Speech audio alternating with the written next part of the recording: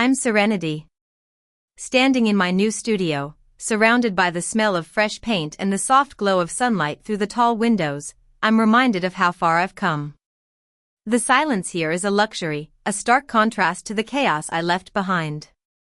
It all came to a head when my family showed up at my door, their faces a mix of shock and anger.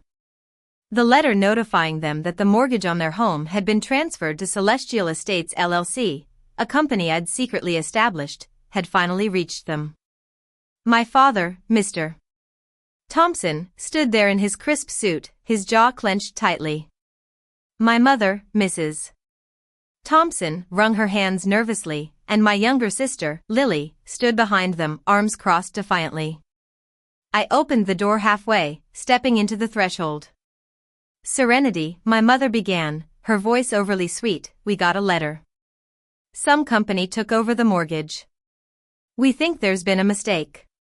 There hasn't, I replied calmly. My father's brow furrowed. Do you know anything about Celestial Estates? I do, I said simply. I didn't need to say more. My mother shifted, glancing nervously at Lily. Sweetheart, Lily's going to need a place to stay while we figure this out. Just temporarily. You've always been so responsible. I nodded thoughtfully. The garage couch. $1,800 a month. Late fees apply. Lily's head snapped toward me. Are you serious? Dead serious, I said. You taught me well. My father's face turned red. This isn't a game, Serenity. We're your family. I tilted my head. So were you when you handed me a typed invoice and called it love? My mother's voice cracked. We didn't mean to. I know exactly what you meant to do, I said. And I learned. I stepped back inside and closed the door, their voices muffled through the wood. The hollow quiet that followed was a relief, a sign that I was finally in control. Let me rewind to how I got here. I grew up in a middle-class family in a small town. My parents, Mr. and Mrs. Thompson, were strict and traditional. They always believed in tough love, but their version of it was more like exploitation. My sister, Lily, was 2 years younger than me and had always been the pampered one. One evening, as I sat down for dinner, an envelope sat beside my plate like a menacing shadow. My name was typed in bold capital letters in the center. There was no warmth, no personal touch, just a cold, calculated invoice. My father didn't even look at me when I opened it. $1,800 a month, he said flatly, as if he were reading a grocery list. It includes rent, internet, electricity, and your share of household costs. I stared at the itemized list: $1,000 base rent, $300 utilities, $500 household contribution. At the bottom, it stated that the payment was due on the first of the month, and late fees would apply. Next to me, Lily twirled her pasta, her nails freshly done, and her phone screen glowing with some trendy makeup tutorial. She didn't even glance up. But Lily doesn't, I began. She's still figuring out her direction. My mother cut in smoothly, her voice like honey. You have 2 jobs, Serenity. You're stable. It's time you learn adult responsibility. I was stable because I hadn't had a day off in 8 months. I worked from 9 a.m. to 5 p.m. at the local bank, then rushed across town to work as a bartender until 2 a.m. I clipped coupons, skipped meals, and lived in the room I'd painted when I was 12. I looked at the invoice again. Every number felt like a punch in the gut. When does this start? I asked quietly. Next week, my father replied. We trust you can manage that. My mother's fork tapped the rim of her glass. And just so we're clear, late payments come with a $60 fee. It's how the real world works. I nodded, because what else could I do? I folded the paper carefully, slipped it into my pocket, and excused myself before the tears welled up in my eyes. Upstairs, I opened my laptop and checked my bank balance. It wasn't great, but it wasn't empty either. I stared at the screen for a long time, my mind racing. Then I opened a new spreadsheet, labeled it rent receipts, and started typing. Downstairs, Lily laughed at something on her phone. I added another column, expenses they don't pay. I was learning, but not the lesson they thought they were teaching. A few weeks later, when I opened my credit card statement, I saw Lily's name all over it. There were charges for designer clothes, expensive makeup, and fancy dinners. I confronted her when I got home. "Lily, did you use my card again?" She didn't even blink. "You said I could once." "That was months ago for a new phone." She shrugged. "Well, you never changed the login." I stared at her, waiting for an apology. None came, just the sound of the TV in the background. My mother walked in from the kitchen, drying her hands on a dish towel. "What's going on?" "She's still using my credit card," I said quietly. My mother sighed, as if she were already bored of the conversation. "Serenity, Lily is trying to find her path.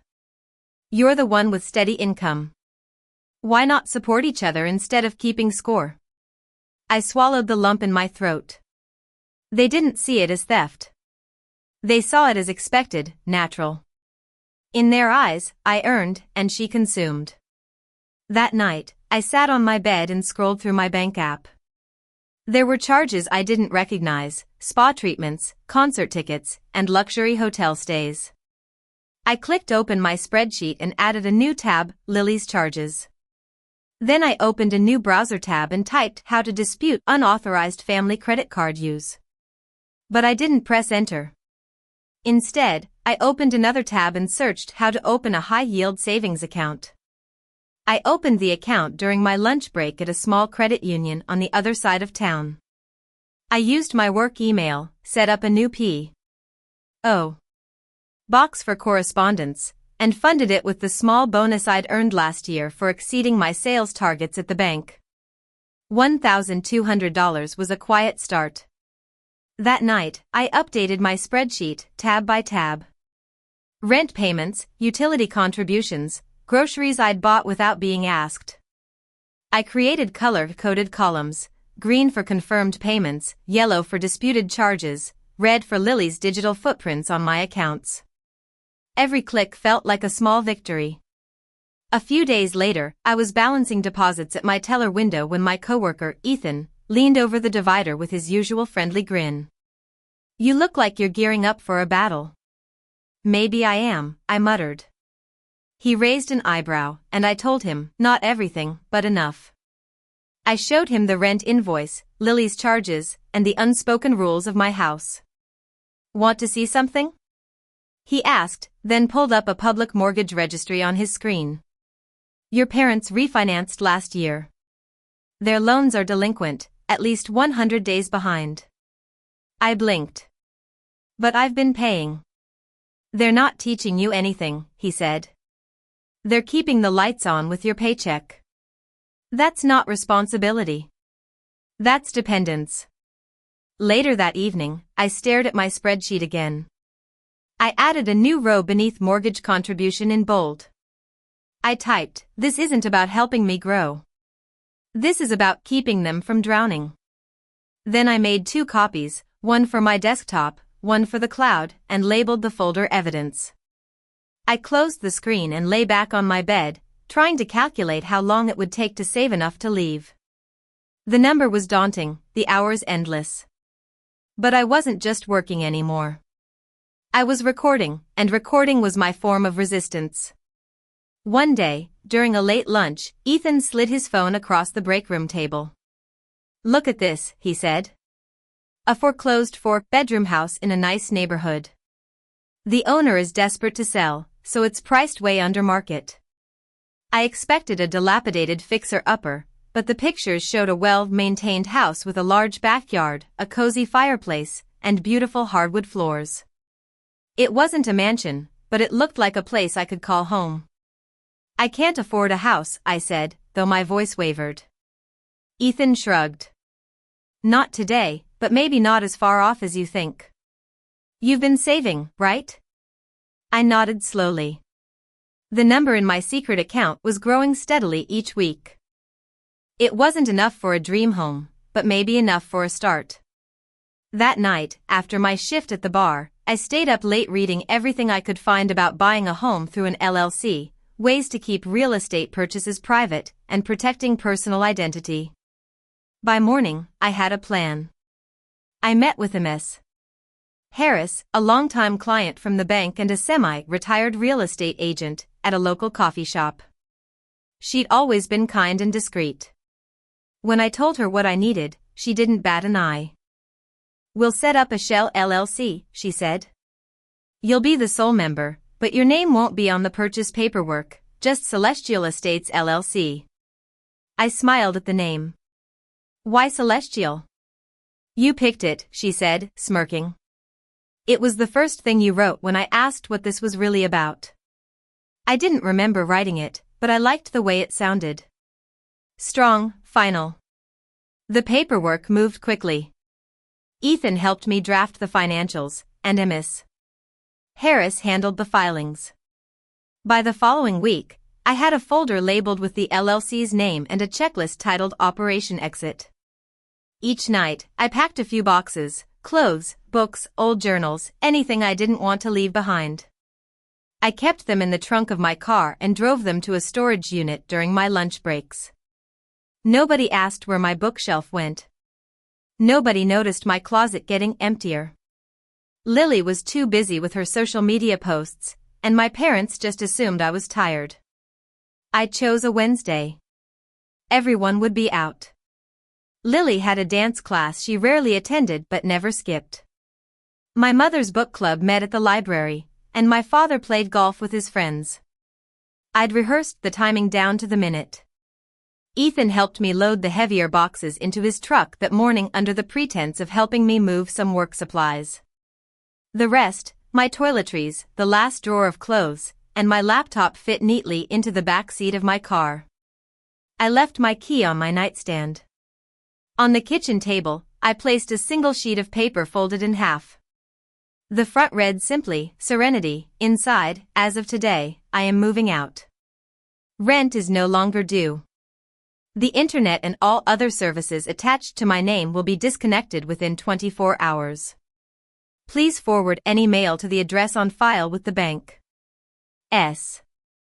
I stood in the doorway for a second, letting the silence of the house wash over me. The hallway smelled like the lavender air freshener my mother always used, and Lily's door was slightly ajar, spilling soft pink light from her bedside lamp. My old trophies still lined the mantel, academic awards, sports medals, things I'd outgrown, but they'd kept on display like proof they'd raised a successful child. I shut the door behind me without looking back. In the car, I opened my phone and blocked my parents and Lily. The silence that followed was immediate, like a weight being lifted off my shoulders. Later that afternoon, Miss Harris called. "Your offer was accepted," she said. "Celestial Estates officially owns the listing.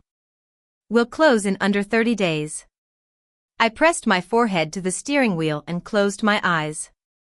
It wasn't relief, not yet.